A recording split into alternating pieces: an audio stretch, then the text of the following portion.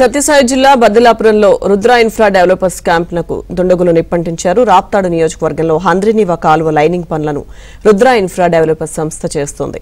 రాత్రి సమయంలో బద్దిలాపురం camp site కు కారులో వచ్చిన దుండగులు నిప్పంటించి వెళ్లారు. అగ్ని ప్రమాదంలో కంప్యూటర్లు, ఫర్నిచర్ మొత్తం దగ్ధం కాగా 20 లక్షల రూపాయల ఆస్తి నష్టం జరిగింది. ఈ ఘటనపై సంస్థ ప్రతినిధులు పిఎస్లో ఫిర్యాదు చేశారు.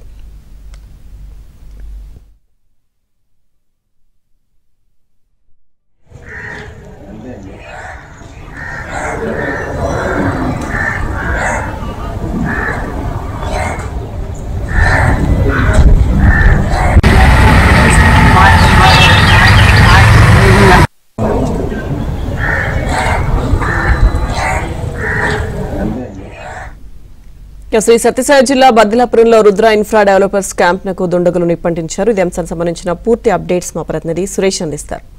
సురేష్, హంద్రినీవా కాలువ లైనింగ్ పనులు చేస్తున్న Rudra infra developers camp site కు గుర్తు తెలియని వ్యక్తులు నిన్న సాయంత్రం నిప్పంటించారు. నిన్న సాయంత్రం 6 గంటల సమయంలో ఒక మారుతి వ్యాగనార్లో వచ్చిన కొంతమంది గుర్తు తెలియని వ్యక్తులు ఏదైతే క్యాంప్ సైట్ వద్ద ఉన్న టెంట్లతో పాటు ఫర్నిచర్, కంప్యూటర్ల సామాగ్రికి సంబంధించి నిప్పంటించేసి అక్కడి నుంచి హడావుడిగా వెళ్లిపోయారు. అక్కడున్న స్థానికులు గమనించి వెంటనే ఏదైతే వ్యాగనార్ సంబంధించిన కార్ నంబర్ తో పాటు ఇతర ఆధారాలను కూడా పోలీసులకు అందజేశారు. అయితే ఏదైతే హంద్రినీవా కాలువకు సంబంధించి రాప్తాడు నియోజకవర్గంలో హంద్రినీవా కాలువకు సంబంధించి లైనింగ్ పనులను రుద్ర ఇన్ఫ్రా డెవలపర్ సంస్థ చేపడుతుంది. ఈ సంస్థ అనంతపురం అర్బన్ ఎమ్మెల్యే దగ్గుపాటి ప్రసాద్కు చెందిన సంస్థ. హంద్రినీవా కాలువ లైనింగ్ పనులకు సంబంధించి పనులు చేస్తున్న సమయంలో అక్కడ బద్దలాపురం కనగానపల్లి మండలం బద్దలాపురం సమీపంలో ఒక క్యాంప్ సైట్ ను కూడా ఏర్పాటు చేసుకున్నారు. పనిచేసే కార్మికులతో పాటు కంపెనీ సిబ్బంది కంప్యూటర్ సామాగ్రి, ఇతర మొత్తం పరికరాలకు సంబంధించి అక్కడంతా నిలువుంచేందుకు గాను క్యాంప్ సైట్ ను ఏర్పాటు చేస్తున్నారు. నిన్న సాయంత్రం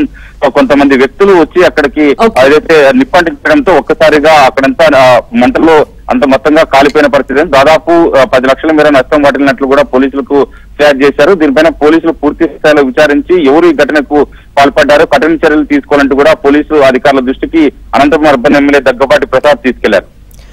థాంక్యూ సురేష్.